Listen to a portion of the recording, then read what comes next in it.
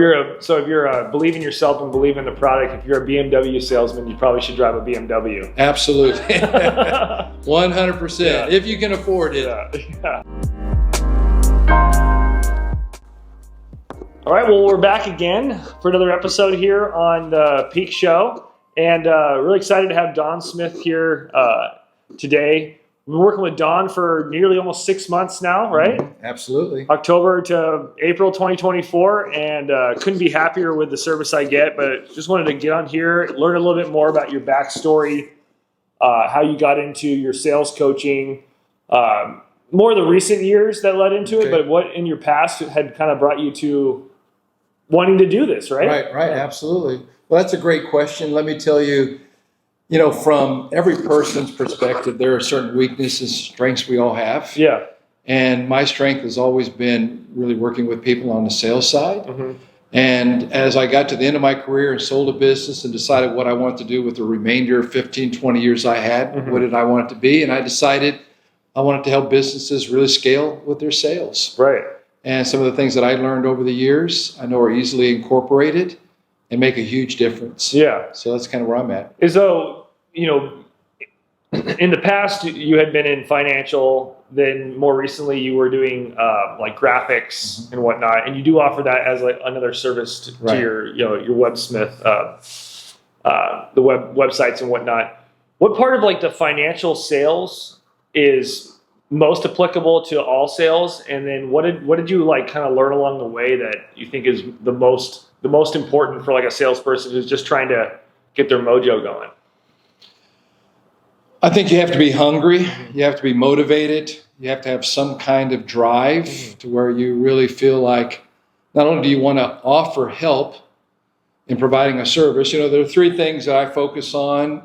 Is I've got to believe in the product I'm promoting, mm-hmm. which I really did believe in financial services. I did do a little insurance sales for a while before I went into financial services.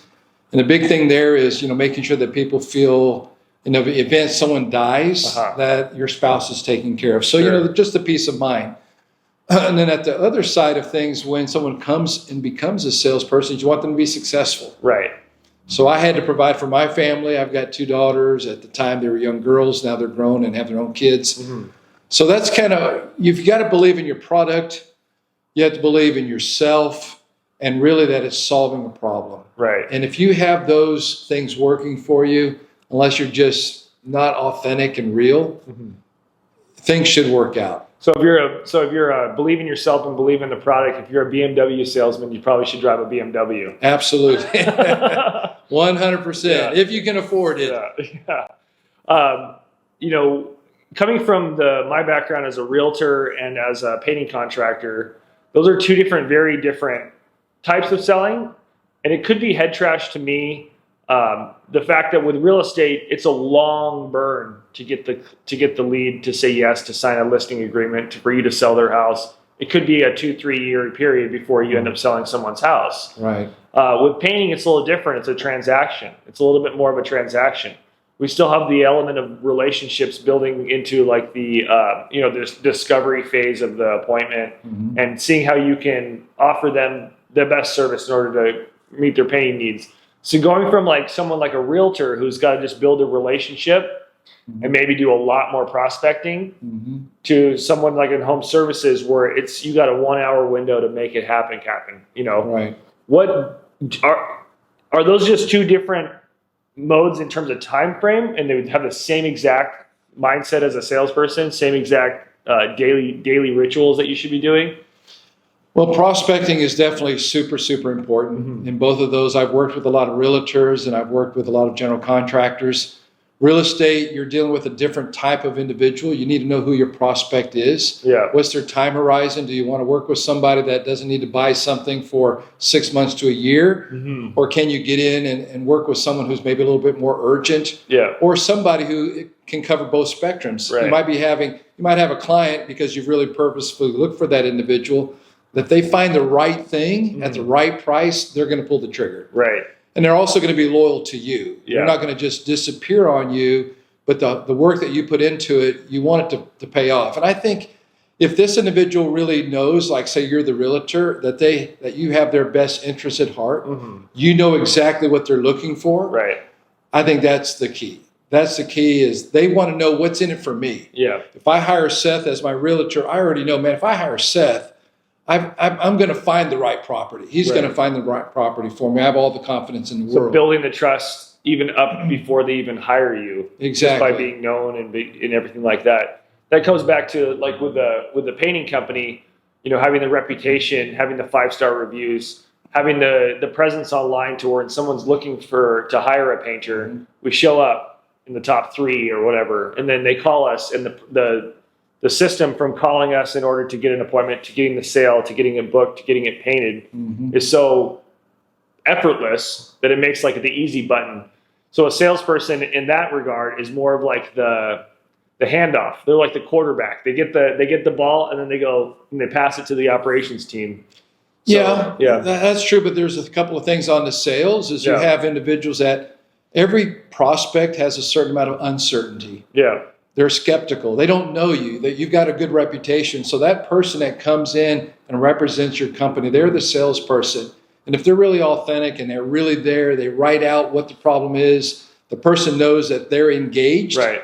Because what happens a lot of times in sales is you have people that want to flee. Right. They sit down with you and they just kind of pick up on, this isn't going to work. I don't feel it with this guy. And off they go. Right. If you can somehow settle those nerves, and lots of times it's showing your value. Right. To where, hey, we're not only going to use the best paint that we can use, we're going to use the best craftsmen. We're going to be using all the best materials so that at the end of the day when we leave, you're going to get exactly what you were hoping to get. So solving a problem and doing it in a way that reduces stress, right? With real estate, a lot of times when people are listing a home, they lived there for 20 years or they've owned it or their mom owned it and their mom passed away and they have to sell it. There's so much stress involved with doing that. I mean, I've just listed and sold my own house. And even though I do this all the time, it's stressful. Absolutely. And so being able to say to somebody, I know you have all these issues. You have to get the landscape cleaned up. You have to get the exterior painted. You have to get this plumbing fixed. You have to get all these things. And you have to get everything packed up. And then the house professionally cleaned, get pictures, get staged. There's so many facets to doing it. It can be extremely overwhelming. Even though if the payday for selling your home, if you own it for a couple decades, could be, let's say, for example, here in Atascadero, it could be millions of dollars, right? $700,000 to millions of dollars or whatever. Even though the payout is so large compared to what they're normally making on a yearly basis, the amount of stress will often make them just go, you know what, I'd rather just ride it out and stay in this house, or figure out some other way to do it, or they'll get the biggest bummer is that they'll get like a lowball offer and they'll go with it because their house isn't ready. It doesn't look like it's ready. It's not prepared well because they were so overwhelmed with the idea of doing all that. So when you have like a realtor that can handle all that for you and be your resource, that's almost like that's the biggest thing we do is we solve the problems for them. We obviously take care of the legal transaction of the sale, but really being like the representative, the concierge for the selling process. You got to know who your client is. I mean, if you're going to sell or help this person sell a piece of property and they're not moving from the area, chances are they're not going to want to sell unless they really get such a crazy price, or maybe they want to downsize. But I know a lot of individuals being in financial services. I work with people that were in New York City who were actually selling a piece of property for a huge amount of money, moving to Tennessee, so that their lifestyle could really be upgraded with the amount of investment they were bringing. So just kind of knowing who your client is, are you looking to move from the state, or are you looking to move across the county? What exactly is your goal? Maybe you're downsizing. Maybe they've got to sell the property maybe they want to help pay something off for one of their children. I don't know. But having that understanding with why do they want to sell? What's the goal? And sometimes it doesn't make sense. It might not even make sense for them to sell that property if they're going to just move across the street. I was talking to somebody recently, and he sold it. He sold a property once because he had a tenant not paying rent for 3 months, and he got so stressed out about it, he just decided to sell it. Exactly. Instead of just dealing with the eviction process. Exactly. So you never know what someone's selling, why someone's selling. And, oftentimes we have people moving away from California, and they want the big payday to go to move to, I don't know, Texas or Oklahoma, wherever, right? So, Oklahoma's probably a better bet nowadays, price-wise, but it's like they don't necessarily care to get top dollar here because even if they get 50,000 less than top dollar here, they're rich in Oklahoma. Right. So they're not. So some people like that just go like, come on, Seth, let's just list this puppy. Let's sweep the floor and get the furniture out of here, put some pictures up, and sell it as is. I want out of here. And they don't need. But if you're sizing up in the same area like in California, man, you need every penny you can get because the next size up is that much more expensive. 78% of people are living check to check. Yeah. So if you've got individuals now if you've got a wealthy person, he's a very successful business person, he's going to sell a house in Cambria, he doesn't have to worry about his income. His income is set. Yeah. He's just maybe transitioning from one property to another property. But there are others that, man, their entire life is in that home and their ability to retire their parents or themselves and move into it. Yeah, that's huge. Yeah. And if you come in as a realtor and you understand why they're wanting to sell, it's important that they know you know. And one of the things about sales that I really appreciate, I learned this from a guy by the name of Evan Pagan. And he says, one of the hacks, or not a hack, but I guess you could call it that when it comes to sales, is being able to repeat to people exactly what their problem is so that they know what their problem is. So let me get this straight. Exactly. You're dealing with this house your uncle left you, and you have no time, and you just want it to go quickly. So Right. is that what you're saying? Exactly. Just repeating the issue. We do the same thing with. So let me get this straight. You need to get this house painted by your daughter's quinceañera, Right. And that quinceañera is in 3 weeks. Right. And if we can get this painted in 3 weeks, you'd be a happy camper. Yes. All right, let's do it. Right. And you're not you just can do saying it. that. Yeah. You're really You can do it. genuine Yeah. that I need to know where you're at in this because that's going to help me. Can you explain to me? And then you repeat it back. And now it's in your mind, it's in theirs. And one of the things about that is that very few people get that validation on a daily basis from even their loved ones or family. I mean, it's just we take things for granted. That's why in the sales, you're really selling yourself. Yeah. And if you're that genuine person, if you hire the right person, like say if I hire Peak Painting, Right. or if I hire Peak Real Estate, I already know you guys are quality guys. Yeah. You're always going to want to do what's in my best interest. Yeah. And that's the thing about sales. So yeah, you're bringing the leads, but man, that salesperson, that guy kind of finishing off, like you mentioned, you're passing on the baton to that individual. That's the kind of individual that person needed to see and needed to meet to make that deal happen. So I'm going to touch base on something you always say, like in our coaching sessions, is like marketing is superior or senior to sales, right? But that doesn't mean that sales isn't important. But can you touch base on what you mean by that? Lots of times people don't know that about marketing because we just don't spend the time necessary to do it. One of the things about marketing that I really like is that it's predictable. So once you land on, say, who your ideal client is, you begin to market. That's just like basketball. You know where the hoop is. Yeah. That's where we're going. How we're going to get there. We've got to deal with the defense guys. We've got to do some picks and things, whatever. But we know what the end target is. Right. And if we do our job right, we know we're going to get so many rebounds. We're going to get so many points. So the reason marketing is senior to sales, not that sales is less important. They're both important, but the marketing aspect is just a little hair. Because now you know who is interested in your product. You put the time and the effort into knowing who is really needing what it is that you promote. Now, once you have that down, now it's about marketing and finding more people like that. Yeah. And that's been a game changer for me. I didn't always believe that because I couldn't explain marketing. It was like a fog out there. Everyone's talking about marketing, but what's marketing? Yeah, and you have a lot of predatory marketing companies that take advantage of people not knowing anything about it, especially like very specific industry specific lead experts. Like I'm the lead expert in real estate. I'm the lead expert in painting. Right. I'll get you the most amount of leads that you'll be coming out of your ears. And, for people to make claims like that to somebody who's desperate for leads, they go, yeah, I need it. And here's all my money. And then why am I not having any leads? And so marketing can be it can be a 4-letter word to a lot of people, especially if it's a vendor coming after like a company saying, I'm going to be, I can provide this for you. But to a lot of people that are successful, it's definitely the top of the funnel, right? 100%. The top of the funnel. I mean, I would argue that the people are kind of in there, who you have on your team is in there with the marketing because it's but it only gets you so far, because as an owner, like operator, like for instance, a few years ago when I was the owner and I had like 7 painters, I could stay insanely busy because I'm also the networker, I'm the marketer, but my face, my going out and meeting people. Once you get to a certain size, you can't replicate yourself. Everyone's going to be a fraction of what you as the owner can do. So that's where it's super important. So you set things in motion. Yeah. The idea about marketing, there's commandments, is attention is what we want, and money follows attention. Right. You don't have to be the best, but you need to be the best known. Right.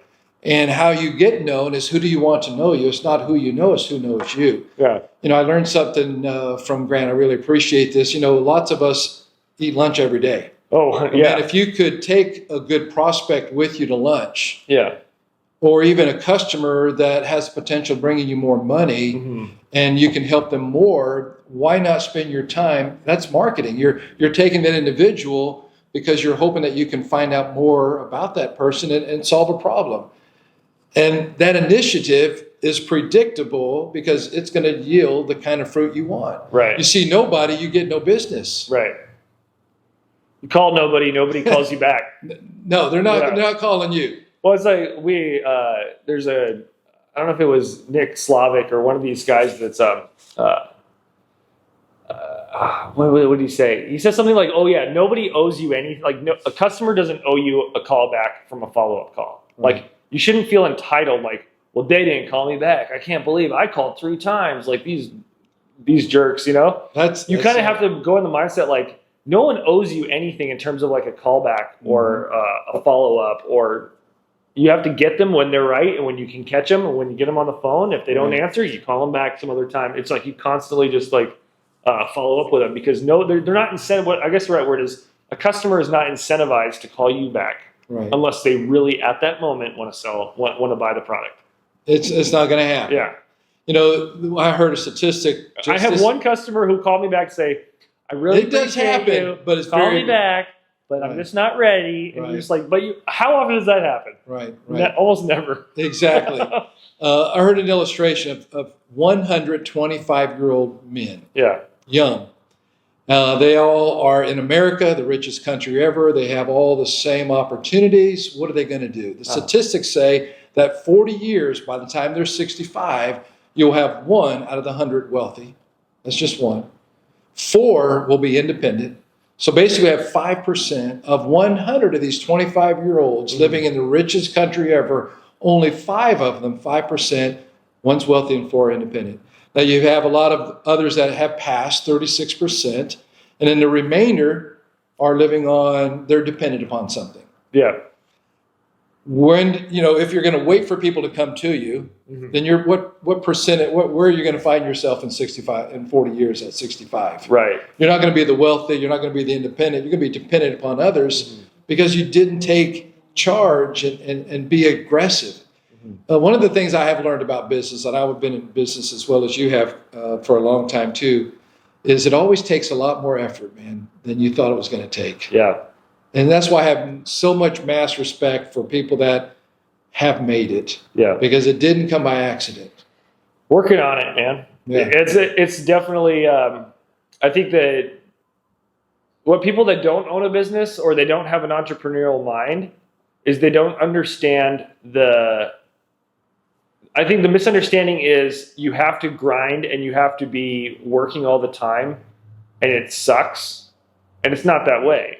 You're working all the time, but the times where you can click it on and off are at your own leisure. But also I can click it on in the middle of the afternoon and get really down in nitty gritty with like some deep work. Right. Or I can wake up at 5 a.m. and write notes for 20 minutes. And then, I get drive out of it. I'll come into the office, around the corner on a Sunday at 2 p.m. I work till 5 on maybe editing a video or making my list of what I was going to do the next 2 days, who I was going to follow up with, what I'm going to do, my plan of action. And I get drive out of that. And so when people see a business owner, an entrepreneur, they think, oh, it's terrible how much work, you should relax more. And I think it comes down to different personalities and also the drive, like you say, because I think a lot of people just don't necessarily have what it takes to get to what they want to do. And it maybe it's coachable, but when people ask me like, how do you run a business, or how do you have two businesses? And my unsatisfying answer oftentimes is, I don't know what to tell you. Like, you have to just, if it's really what you want, you have to just do it 100%. You have to know what you want, and you have to go and get it. Yeah. I'll illustrate it this way. The poverty mentality is rampant. Mm-hmm. Lots of people live check to check. Lots of people grew up poor, even though we're in a great country, a wealthy country. And so we're very sensitive to price. I took my wife to the hospital recently to allergic reaction. And I wasn't in there 15 minutes before they saw us, before they put in front of us the bill. Yeah. The bill was literally like $15,000. Right. And we just got there. Well, wow, that gets my attention. When you think about people today, is they're always kind of stressing sometimes about what things cost. Right. If we can focus on generating more revenue, say 95% of our time on generating revenue, and just 5% of it on the expenses, we'll go a whole lot way. Wouldn't it be great for me to be able to go to the hospital, or people nowadays to be able to do that? And I don't even care what it costs. I have the resources. Mm-hmm. I have the wherewithal to take care of it. It doesn't matter what you put in front of me. Mm-hmm. I've done the work. I know what it takes, and we're prepared. I am in the wealthiest country in the world. But there are people out there, as well as, maybe we've all been there at times, that am I doing today what it takes to where I don't have to always look at the price? Right. You go in there in the restaurant, you're paying a meal, and my wife says you double the first number. All right, so if it's $100, the first number is 1. It's going to be a 2, but it's not going to be just 2. It's going to be 20. Yeah. Are you content with paying the waitress $20? Yeah. We're like, dude, what does she do for $20? That's that whole mentality, and that's why we're all where we are sometimes. It's use your skills and your talents to get out there. That's where we were talking about earlier. What product are you selling? Yeah. Who are you? What do you offer? And at the end of the day, I got a nice driveway. You've been to my house before. I'd like to drive up and knowing that my wife's going to meet me, my grandkids are going to be there, and they know that Papa, Granddad, whatever, is coming home a winner. Mm-hmm. We help some people today, and as a result, we live in a nice home. We have the wherewithal, but you've got to do that on purpose. You've got to choose to do it. It's not going to happen by accident. Yeah, you got to be a winner intentionally. It's just like it's a mindset, because it's easy to get down in the dumps and think like, oh, I'm not making it. I'm not making a sale. I'm not meeting a new client. I haven't got a new lead. And then all of a sudden, all you're thinking about is what you're not doing. Right. And so you start to seep down into what you're not doing. Right. And so what it comes down to, and one thing that you had me do in my previous, I used to use the full focus planner, and I'd use the big 3. Now I do the 5 or 6 goals for the day. And I write that in every single day. And my previous coach I had a few years ago, Steve Burnett, he got me on the full focus planner. The same idea. It was 3 goals. Mm-hmm. And you have three goals a day. And if you have 3, and now I use 6, I like the 6 because I got 2 businesses, so I can do 3 and 3. There you go. And one of those goals sometimes is domestic. It could be I got to prune the tree in the front yard. Get done. So I have my targets for the day. And so every day I fill those out. And then below that, I got my goals, my long-term goals. Mm-hmm. And what that's trained me to do, and I appreciate you adding that in the planner, is that every day I see, Seth is the top producer in the region, real estate. This is how much GCI gross commission you make a year. You and your team make a year. This is how much revenue the painting company is producing a year. This is Karen's dream. And I always write Karen's dream, and then I ask her every day, what's your dream? So she gets to let me know what her goal is, and I add that as one of my goals. And then sometimes the other ones change. Maybe I want to own a CrossFit gym one day, so I'll say CrossFit or whatever the name is. And then what that is great is because I start every day with a winning mentality of, I'm going to get here. This is what we're going to do. That's a great way to put it. So even though my 6 target or what I have to do today, they kind of go into what do I have to do today to inch towards getting these goals? Mm-hmm. And I love that because it really sets the tone. I mean, those aren't there for no good reason. Yeah. I mean, successful people in the past that have been multiple quadrillionaires. I mean, they're just doing what we want to do. Mm-hmm. That's how they start their day. I mean, you've got needle movers. You're not wasting your time scrolling through your email. You're not wasting your time. it's easy to get distracted, to get kind of caught away, and because maybe someone put you down or something happened, and next thing you know, you're spinning out of control and the day's gone. Yeah. That's easy to make happen. But if you know in your mind that rationally, putting your emotions aside, these are my 6 needle movers I need to do today, get those things done. The 10X goal that I really appreciate are things that are going to change your life. Right. These are things, they might not happen, they're not going to happen overnight, but they're going to change your life. You know, if you could get an account with maybe one of the top companies in the region, you know, in our area, of course, you know, Cal Poly or MindBody or some of these, but you need to know who they are. Yeah. If you don't even know who they are, you don't know who to prospect or to look for. So that's really huge. I appreciate you saying that. It means a lot to me. Yeah, I really do appreciate it. And I think that one last thing I wanted to touch base on before we call it for today is I think that I'd love to have you back on here where you can have like topics, you know, in the future, more like distilled episodes. But one more thing I wanted to touch base on is like in terms of like I don't think we ever talked about this, but like a salesperson's presence within a company but on their own. So like someone say, let's say for instance Eric who works for me, and he wants to have his own like Eric brand for Peak Painting. Okay. And how does someone go about like creating their own brand and being cohesive enough to where it still feels like they're a part of Peak Painting, but they're also just self-promoting themselves for more lead generation? That's a great question. Yeah. The first thing I think about is something I've learned from Grant and his system is that people need to be engaged. Yeah. And you're going to find individuals that it's going to take a lot more to keep them incentivized, engaged. Right. And whatever that is, that's what your goal is to make sure that the people in your company feel like they have the proper incentive, that they're engaged. Because once they disengage, then it's just a matter of time before they're gone. Gotcha. Yeah. So keeping them engaged and motivated, why not? It's always best to have. I like to have everyone in my company a lot smarter than me. Yeah. And have bigger dreams than I have. But of course, I think Steve Jobs was that guy that many people have really accredited with him being able to bring in the right people that could take his company to the right level. And thinking big, which Eric and others that are going to come around down the road are great. And man, the sky's the limit. We just want to keep them on our team. And not being too short of a leash with their own marketing efforts.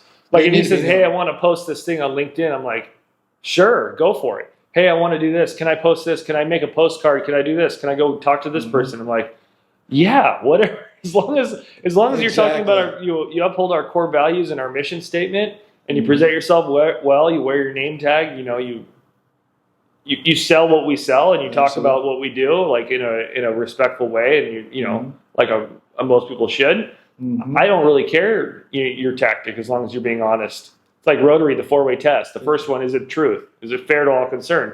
Those are things that you can, like, a lot of different ways you can carry through life. As long as my people are representing me with ownership, accountability, and responsibility, I'm like, do whatever you want to do to make new sales and new leads. You know, I teach your people, and all the ones that when they come across my business, TrueXpanse, is the idea of you got to market yourself. Yeah. When it comes to sales, that's why sales is so incredible. The sky is the limit on what you can make. Yeah. And if you're really a big thinker, which that's who we want, is you can get those goals. Yeah.